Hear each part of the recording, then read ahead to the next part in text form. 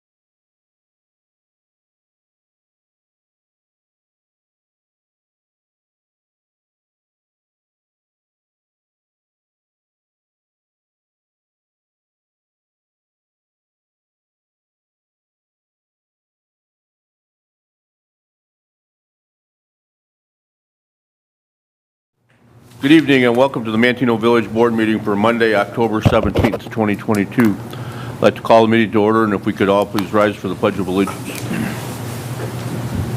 Pledge allegiance to the flag of the United States of America and to the republic for which it stands, one nation, under God, indivisible, with liberty and justice for all.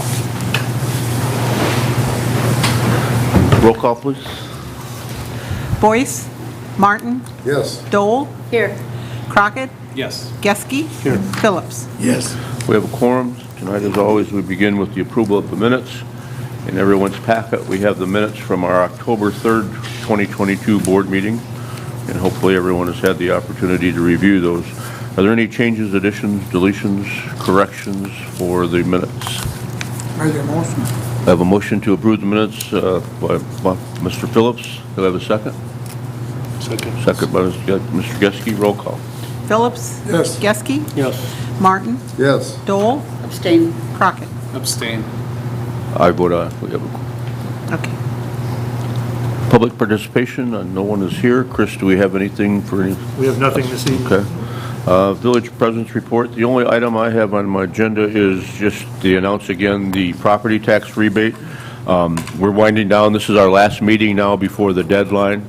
The deadline for people to fill out their property tax rebate is close of business on October 31st, which is, 2 weeks from today.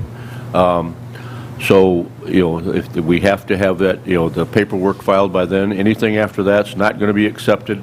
If you have paperwork that you filed that you still had to send in, other, verification, everything has to be turned in by that day. We want to stress that.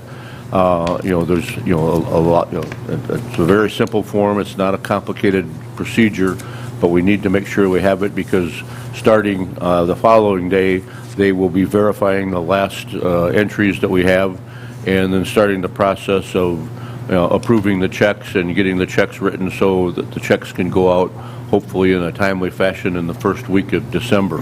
So please, anyone that qualifies, if you're a single-family homeowner that lived in your residence the whole year, calendar year 2021, you're the only one that paid taxes, the house wasn't sold that year, you lived in the house the entire year, and you meet all the different criteria, please come in by October 31st and get that tax rebate form passed or approved, or you'll just be missing out on the tax rebate. It's the first year, or the first time in history I think we've ever done, or any Village of Manteno has ever done this.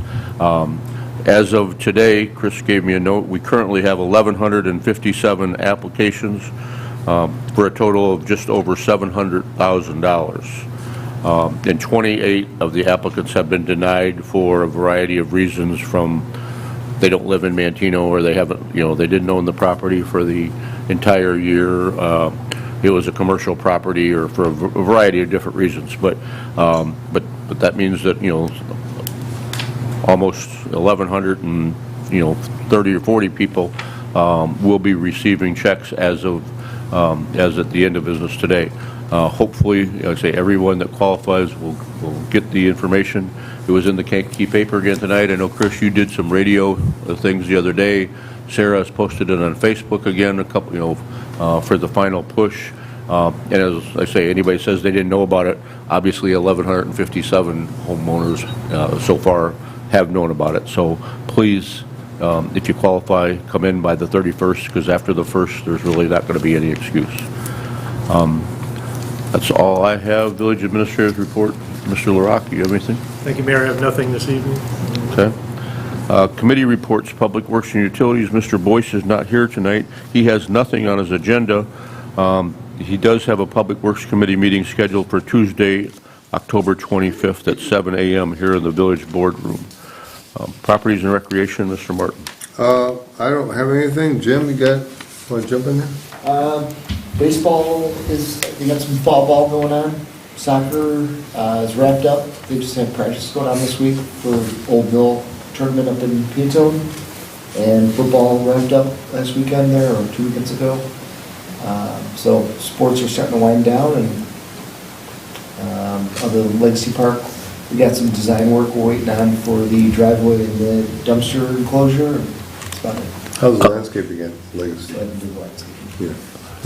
We're also going to do some floor work up there, correct, over the winter time? Yep. Have you gotten any quotes or bids from I've them? talked to one guy, waiting on a price from another Okay. contractor. Okay, but that's something that over the winter time we plan on getting done. The concession area and the bathrooms, is that the only thing we're doing? Yes. Okay.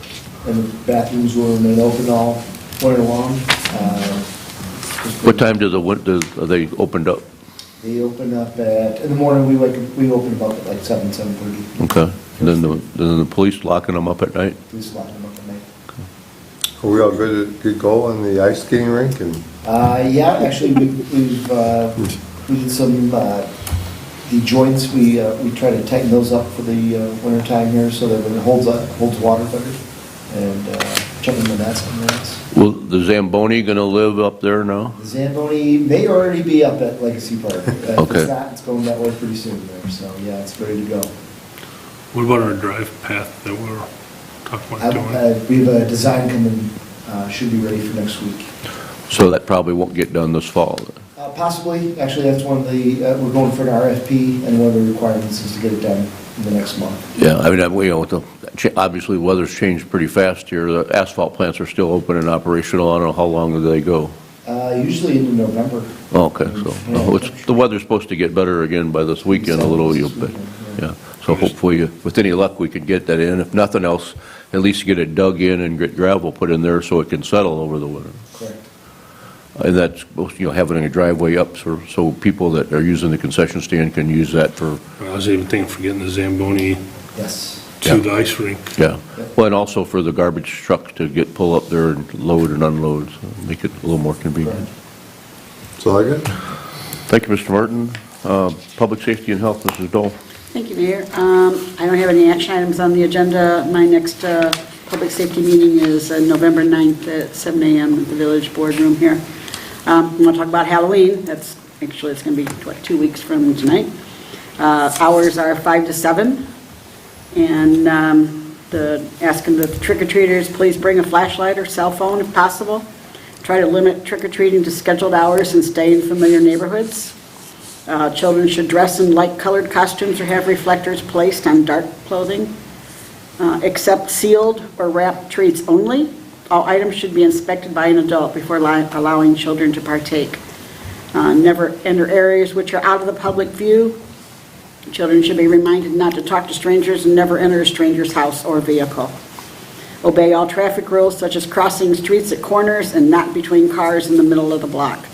Motorists should pay extra caution when driving on neighborhood streets and pay particular attention to the possibility of a trick-or-treater darting into traffic.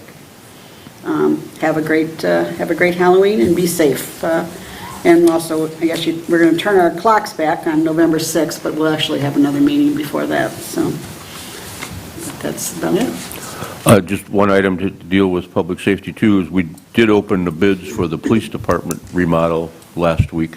They all came in higher than what we had hoped for or anticipated.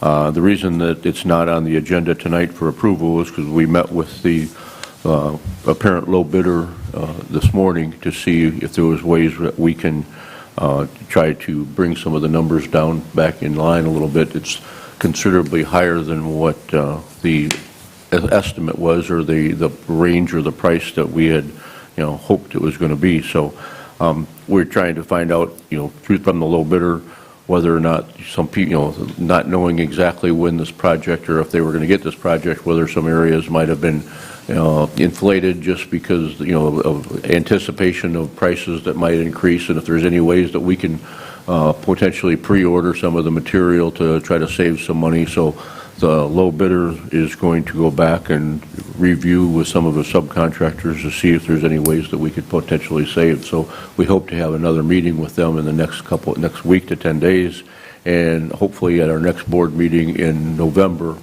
that approval for that remodeling project will be on the agenda, if we can get it down to close to where what we had anticipated it was going to be. How many bidders do we have on it? We have 5. And they were, they were, $500,000 difference from the low to the high. But the low bidder, was 2 or 3 or 4 people that were in the, were pretty close. So the low bid was not out of line. They were all pretty close, but it was a lot more than what we had, anticipated it was going to be. So we're trying to see if we can hold the line a little bit there and still get the project where it could get started in late November and be a wintertime project. So at the next board meeting, we hope to have an approval on that for a number less than what the bids were opened up for. Planning and zoning, Mr. Crockett. Thank you, Mayor. I have 2 items on the agenda this evening. The first is ordinance 22-12, which is an ordinance granting a special use permit to Randy Williams and Robert Nally for a proposed automotive repair business at 615 North Locust Street. On October the 11th, the Planning Commission held a public hearing on the request for the required special use permit to operate an auto repair business in the FB-1 zoning district. No one from the public was present to voice an opinion on the request, and after some discussion, the Planning Commission is recommending approval of the request. The second item is ordinance 22-13, which is an ordinance granting a variance from Title IX Building Regulations, Chapter 7, Section 9-7B-8H, maximum lot coverage for the property known as 1064 Winfield Drive, Manteno, Illinois. This request was also heard at the same Planning Commission meeting on October 11th. Again, there was no one from the public to voice an opinion either way. This variance request is part due to the smaller size lots in Winfield subdivision, which can make building a ranch-style home on those lots difficult. Because of the setbacks and all other requirements are being met, the Planning Commission is recommending approval of the variance. We do have a Planning and Zoning Committee meeting scheduled for October 25th, 7 a.m. in the Village Boardroom, and the Planning Commission meeting, which was scheduled for November the 8th, has been canceled. And that's all I have for this evening. Thank you, Mr. Crockett. Mr. Geske, Finance. Thank you, Mayor. I have payment of bills in the amount of $624,604.42, of which TIF 3 bills were $185.80. We've had no bills authorized or paid between board cycle, and our next Finance Committee meeting scheduled for November 9th at 7 a.m. Thank you, Mr. Geske. General Government, Mr. Phillips, you have anything tonight? No, I have nothing on the agenda. Thank you. So the items that we're voting on in the consent agenda tonight are as follows. Under old business, we have nothing. Under new business, we had ordinance 2212, an ordinance granting a special use permit to Randy Williams and Robert Nally for a proposed automotive repair business at 615 North Locust Street. Item number 2 is ordinance 2213, an ordinance granting a variance from Title IX Building Regulations, Chapter 7, Section 9-7B-8H, maximum lot coverage for the property known as 1064 Winfield Drive, Manteno, and payment of the bills in the amount of $624,604.42. Are there any items on the consent agenda that need to be voted on individually? Seeing none, I accept the motion to take a single roll call vote on the question of passage of the agenda items as read. I'll make that Motion by Crockett, I'll second. second by Dole. Roll call. Crockett, Yes. Dole, Yes. Martin, Yes. Geske, Yes. Phillips. Yes, Motion carries. To accept the motion to approve by unanimous vote the ordinances, resolutions, motions, and orders contained in the consent agenda as read. I'll make a motion. Motion by Martin, I'll second. Second by Dole, roll call. Martin? Yes. Dole? Yes. Crockett? Yes. Geske? Yes. Phillips? Yes. Motion carries. Comments, anything you want to talk about tonight, Mr. Martin? Nothing. Mrs. Dole? Just have a safe Halloween. Mr. Crockett? Nothing tonight, Mayor. Mr. Geske? I have nothing. Mr. Phillips? Okay. Just one other item for our November meeting. The first meeting in November, we are having a TIF meeting. It's the annual TIF report that we have. We invite all the other taxing bodies, generally maybe the school district or the library or somebody might come to it, but they get copies of all the reports, so there's nothing new on there that they hadn't seen. But that meeting is going to take place at 6:40, I believe, shortly before our board meeting. So when you get the packet for our next board meeting, just please note that it's going to be a little bit earlier for the TIF meeting, where they'll go through and report on all the TIF expenditures from the last year. Again, I have nothing further. I would say we have the Halloween 2 weeks from tonight from 5 to 7, so please be careful and be safe. Yeah, I'd accept the motion to adjourn. So moved. Motion by Geske. Second. Second by Phillips. Roll call. Geske? Yes. Phillips? Yes. Martin? Yes. Dole? Yes. Crockett? Yes. Motion carries. Thank you very much for coming, for watching.